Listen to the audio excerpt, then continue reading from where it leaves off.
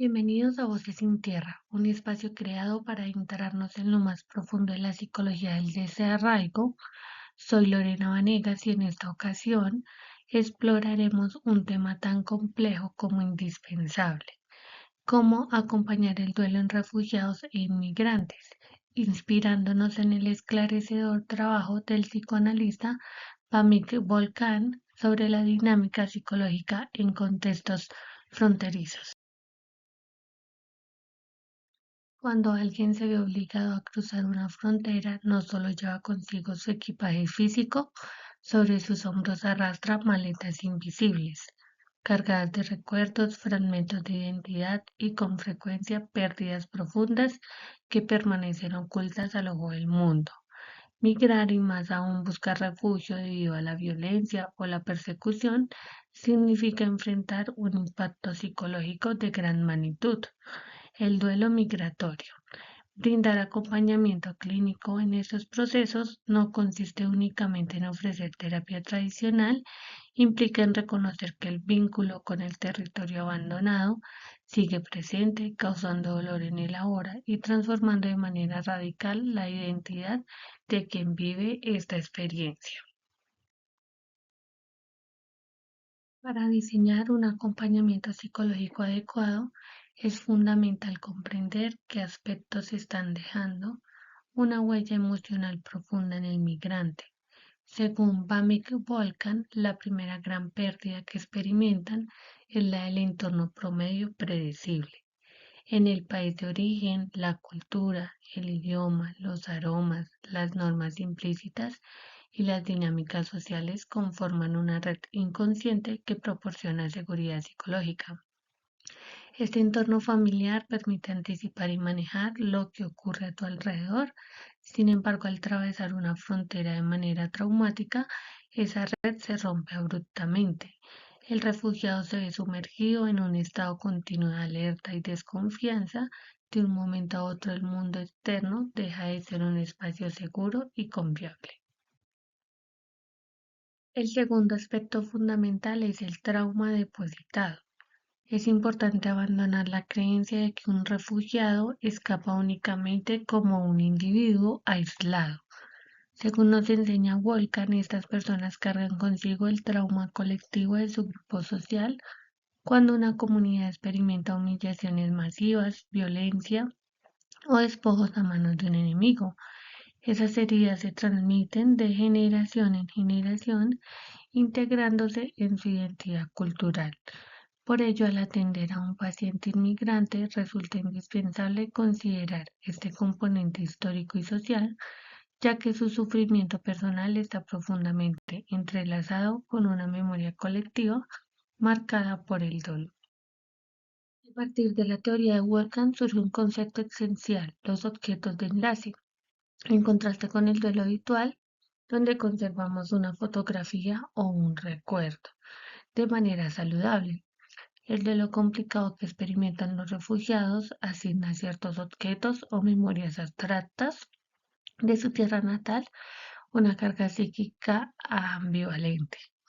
Estos elementos se convierten en un puente rígido que por un lado resguarda al individuo del olvido de sus raíces, pero al mismo tiempo funciona como una especie de ancla que lo ata a un pasado idealizado.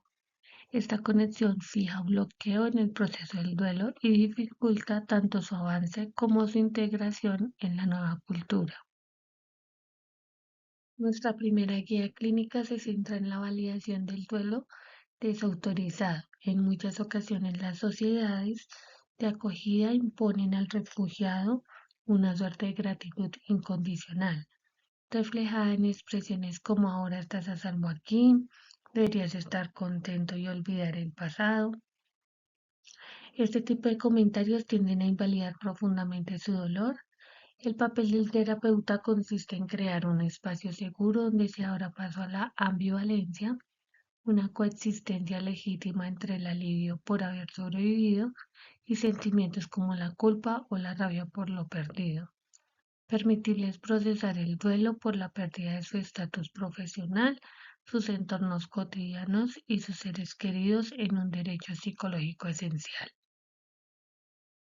La segunda pauta consiste en analizar y flexibilizar esos objetos de enlace.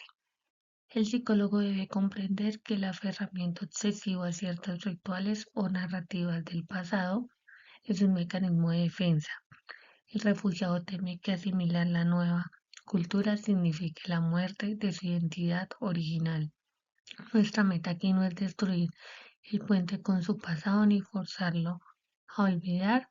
El acompañamiento debe ayudar al paciente a transformar ese objeto o recuerdo que deje de ser una ancla dolorosa que paraliza y se convierte en un símbolo de resiliencia y continuidad de su historia de vida. Como tercera pauta nos encontramos con una regla de oro de la salud mental en crisis: restaurar la predictibilidad y la seguridad física. Volcan es muy enfático en esto: no se puede realizar un trabajo de elaboración profunda del duelo si la persona sigue bajo la amenaza constante de la deportación, el hambre o la falta de vivienda. El acompañamiento psicológico debe correr en paralelo con la estabilización de su realidad social.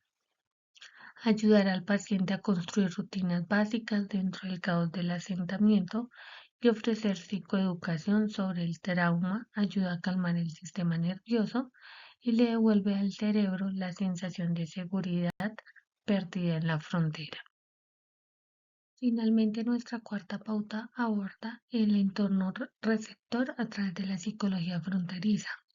El duelo del migrante no ocurre en el vacío, ocurre en comunidades que muchas veces reaccionan con prejuicio.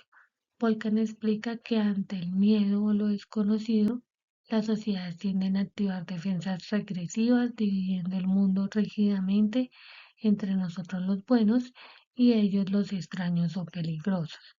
Si el refugiado sufre racismo o microviolencias diarias, su duelo se congela.